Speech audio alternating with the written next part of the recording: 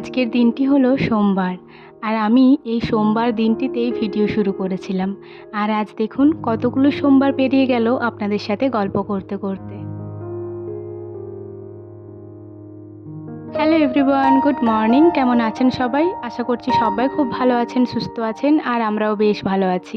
আমার আজকের আরও একটি নতুন ভ্লগে আপনাদের সবাইকেই স্বাগত জানাই। আজ সোমবার আর এখন সকাল 9:30 মতো বাজে। আর এখন থেকে আমি আমার আজকের ভ্লগটি শুরু করছি। আশা করছি আমার আজকের ভ্লগটি আপনাদের ভালো লাগবে। সকালে উঠেই আশিবাসি সমস্ত কাজ কমপ্লিট করে স্নান করে নিয়েছি। আর স্নানের পরেই ভিডিওটি শুরু করলাম। প্রথমেই দেখলেন ঠাকুর মন্দির মোছাও হয়ে গেছে আর আমি শাড়িটা পরে নিয়েছি। আপনারা তো জানেন যে সোমবার বৃহস্পতিবার এই দুদিন আমি শাড়ি পরে থাকি। আর তারপর গাছে যে কটা ফুল ফুটেছিল সেগুলো তুলে নিলাম। আর এদিকে এলাম পাশের বাড়ির একটা কাকিমাদের ঘরে। এই যে বেল গাছ লাগানো আছে, তো এখান থেকে কয়েকটা বেলপত্র তুলে নিয়ে যাব। যেহেতু শাশুড়ি মা নেই, শাশুড়ি মা থাকলে তো মাই এগুলো তুলে নিয়ে যান। তো মা যখন নেই তখন আমাকেই আসতে হলো। আর এই যে এখানে একটা বজরংবলীর মন্দিরও রয়েছে, যেটাতে প্রণাম করলাম। তারপরেই এই যে বেলপত্র কটা তুলে নিচ্ছি। শিব ঠাকুরের পুজোতে আর কিছু দিয়ার নাই দিয়ে এই যে বেলপত্র আর অল্প ফুল দিয়ে পুজো করলে মনটা খুবই শান্তি হয়। কিন্তু এবারে না পেলে কিছু করার নেই, তখন শুধু ফুল দিয়েই পুজো করতে হয়। তবে যদি কটা বেলপত্র পাওয়া যায় তখন কিন্তু খুবই ভালো লাগে। তো সে কারণেই এলাম। আর আমার সঙ্গে ঠাকুমাও এসেছেন, ঠাকুমাও পাশে দাঁড়িয়ে আছে। আর আমি বেলপত্র তুলে নিলাম আর তারপরে ঠাকুর প্রণাম করে আবার বাড়ির দিকে এলাম। এই যে বেশ কয়েকটা ফুল তুলে নিয়েছি আর বেলপত্রগুলোও এই জলেতেই দিয়ে দিলাম। প্রথমে তুলসী মঞ্চে জল ঢেলে নেব, তারপরে ঘরেতে গিয়ে আমার শিব ঠাকুরের মাথাতে জল দিয়ে নেব। গাছে জল ঢেলার আগে স্ত্রী মহিলাদের মাথায় ঘোমটা দিতে হয়, তো সেই ঘোমটাটাই দিয়ে নিচ্ছি। তবে কি জানেন তো, সব সময় মনে থাকে না, তবে যখন মনে থাকে তখন এই নিয়মগুলো অবশ্যই পালন করি। আজকে যেমন মনে ছিল সে কারণে মাথায় ঘোমটাটা দিয়ে নিলাম আর তারপরে গাছে জলটাও ঢেলে নিচ্ছি। বন্ধুরা, ভিডিওর শুরুতেই আপনাদেরকে জানিয়ে রাখি, আজকে কাজকর্ম সেরকম কিছু শেয়ার করিনি। শুধুমাত্র আমি কিভাবে পুজো করি আর এমনি টুকটাক কাজ শেয়ার করেছি। সেভাবে সকাল থেকে রাত্রি অবধি ডেলি কাজ যেগুলো শেয়ার করি আপনাদের সাথে, সেটা আর আজকে শেয়ার করা হয়নি। তো ভিডিওটি স্কিপ না করে সম্পূর্ণ দেখার অনুরোধ রইল আপনাদের কাছে। আশা করি আপনাদের ভিডিওটি ভালো লাগবে। তুলসী মঞ্চে জল ঢেলে বালতির জল আর ফুল যেগুলো ছিল সমস্তটাই ঘরেতে নিয়ে এলাম। আর তারপরে আমার তাকটার থেকে আমার শিব ঠাকুরগুলিকে নামিয়ে নিচ্ছি। এরপর এক এক করে যে জিনিসগুলো দিয়ে জল দেওয়া হবে সেগুলো সমস্তটা নামিয়ে নিচ্ছি। আর তারপর প্রথমে ফুলগুলো জলের থেকে ছেঁকে তুলে নেব, কারণ যে আশিবাসি ফুলগুলো আছে সেগুলো সমস্তটাই ওই জলেতেই দিয়ে দেবো আবার। আর ওই জলটা আবার পরে পুকুরে মা ফেলে দিয়ে চলে আসবে। আর হ্যাঁ, আপনাদেরকে বলে রাখি, আজকে আমার শাশুড়ি মা বাড়ি চলে আসছেন। তো আমার শ্বশুরমশাই তাকে আনতেই গেছেন। বাস থেকে নামার পরে বাবার সাইকেলে করে মা বাড়ি অবধি চলে আসবে। তো যাই হোক, এদিকে দেখুন আমি শিব ঠাকুরগুলোকে একটু জল দিয়ে ধুয়ে নিলাম। আর ওই যে কেদারনাথের মন্দিরটা দেখছেন, ওটা আমার এক দাদা আর কি এনে দিয়েছিল যখন কেদারনাথ গিয়েছিল। তো ওটা কাঠের, জানেন তো, বারবার ধোয়া হয় তো তো একটু কেমন হয়ে গেছে।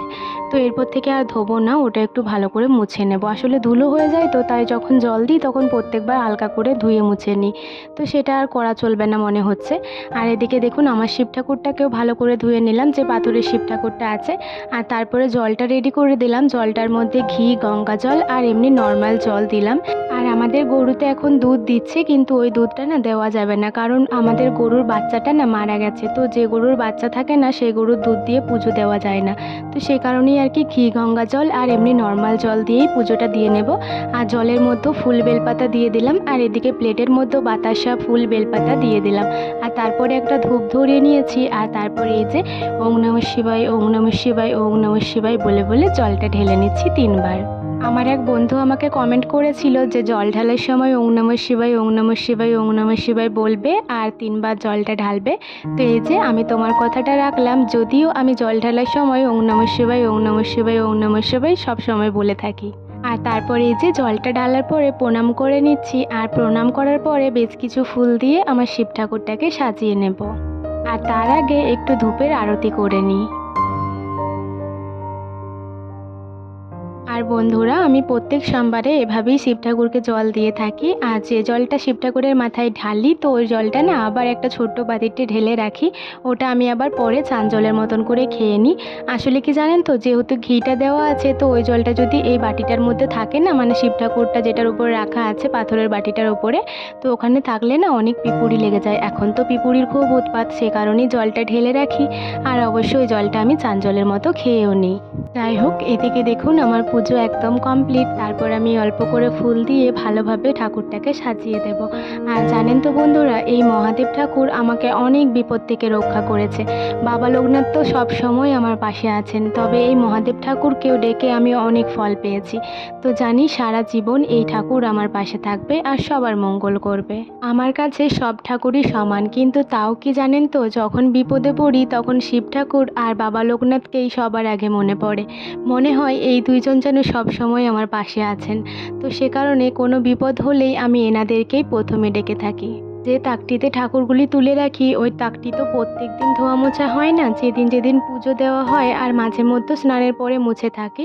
তো এই যে আজকে যেমন একটু ভালো করে মুছে দিলাম আর তারপরে ঠাকুরগুলিকে তুলে দিলাম। বিছানার উপরে আছে তো একটু অসুবিধা করেই তুলতে হয়, আর কিছু করার নেই, বিছানার মধ্যে শাড়িটা ঠেকেই যায়, কি আর করব বলুন তো। ওই কারণেই না নিচেতে নামিয়ে পরে আগে জলটা ঢেলে নিই। আর তারপর দেখুন যে কটা ফুল ছিল বাকি যে ঠাকুরগুলি রয়েছে ওনাদের চরণে দিয়ে দিলাম। আর তারপরে না আমি বেলপাতা বাতাসা এটা তুলে নেব, নয়তো আবার পিঁপুড়ে লেগে যাবে, আর এখনই এটা খেয়ে নেব। বেলপাতা বাতাসা প্রসাদটা খাওয়ার পরে শরবত যেটা গুলে রেখেছিলাম, মানে আগের দিন যে শরবতটা ভিজিয়ে রেখেছিলাম রাত্রেবেলা, তো সেটা একটু গুলে নিলাম, তারপরে খেয়ে নিলাম। আর এখন বেশ ভালো লাগছে শরীরটা। আর তারপর দেখুন যে কটা জামা কাপড় মানে কাচা ধোয়া করেছি মানে স্নানের সময়, সেই জামা কাপড়গুলোই মেলে দিচ্ছি। আর চুলটা যেহেতু ভিজে রয়েছে তাই চুলটা এখন খুলে দিলাম। পুজো দিচ্ছিলাম যখন তখন তো চুলটা বেঁধে নিয়েছিলাম। আর এরপর না শাড়িটাও চেঞ্জ করে দেবো, প্রচণ্ড গরম করছে জানেন।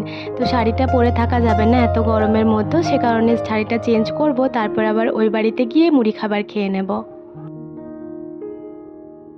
আর আজকে পুজো সারতে সারতে বেশ অনেকটাই দেরি হয়ে গেছে, আর এত দেরিতে না আর একদমই ইচ্ছা করলো না কিছু মুড়ি খাবার বানাতে।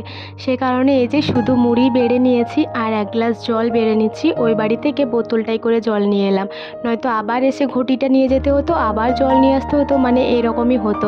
তাই বোতলে করেই জলটা নিয়ে চলে এলাম। তারপর দেখুন গ্লাসে ঢেলে নিয়েছি। আর এই যে ইতিতে দোকান থেকে চানাচুর নিয়ে এলাম, তো আজকে না চানাচুর জল মুড়ি দিয়েই খেয়ে নেব, আর কিছু এত বেলাতে বানাতে পারলাম না, এই দিয়েই খেয়ে নিই। আর দুধ খেতে তো ইচ্ছা করছে না, নয়তো দুধ দিয়ে খেয়ে নিতাম। অল্প করে চানাচুর রেখে দিলাম, ওটা দিয়ে আবার ঠাকুমা মুড়ি খেয়ে নেবে। মুড়ি খাওয়া দাওয়ার পরে আর সেরকম কিছু করিনি, এই বাড়িতে এসে পরে বসেই ছিলাম। আর ততক্ষণকে আমার শাশুড়ি মা আরও চলে এসেছিল। তো মা আর বাবা বসেছিল, তো মাকে বললাম মা আপনি আর দুটি মুড়ি খাবেন কি, তো মায়ের জন্য আবার মুড়ি এনে দিলাম। এমনিতেও তো মা সেরকম কিছু দিয়ে মুড়ি খায় না, আপনারা তো জানেনই মা সবসময় জল মুড়িই খায়। আমি যাই কিছু বানাই না কেন মা সেরকমভাবে খায় না, খেলেও সেই অল্প। তো মায়ের জন্য জল চা মুড়ি এনে দিলাম, আর বাবাও অল্প করে মুড়ি খেলো, মানে ওই জল দিয়েই মুড়ি খেলো আর কি, এত গরমে না আর কিছু খেতে পারেনি কেউ। আর তারপর দেখুন এই মুহূর্তে দুপুর হয়ে গেছে, দুপুরবেলা খাওয়া দাওয়া সেরে আমি আর কাকিমা দুজন মিলে বাসন মেজে নিচ্ছি। যদিও মা বলছিল যে তুমি ঘরেতে যাও আমি মেজে নিচ্ছি, তো আমি বললাম না না আপনি দাঁড়ান আমি মেজে দিচ্ছি। তো আমি মেজে দিলাম, আর তারপরে কাকিমা ওদিকে পাইপের জলে ধুয়ে নিচ্ছে। আর এই মুহূর্তে এত পরিমাণে রোদ লাগছে, পিঠটা একদম পুড়ে যাচ্ছে। তো বাবা স্নান করলো, তো ওই ভিজে গামছাটায় মাথায় নিয়ে পরে বাসনগুলো সমস্তটা মেজে নিলাম, তার সত্ত্বেও গরম করছিল।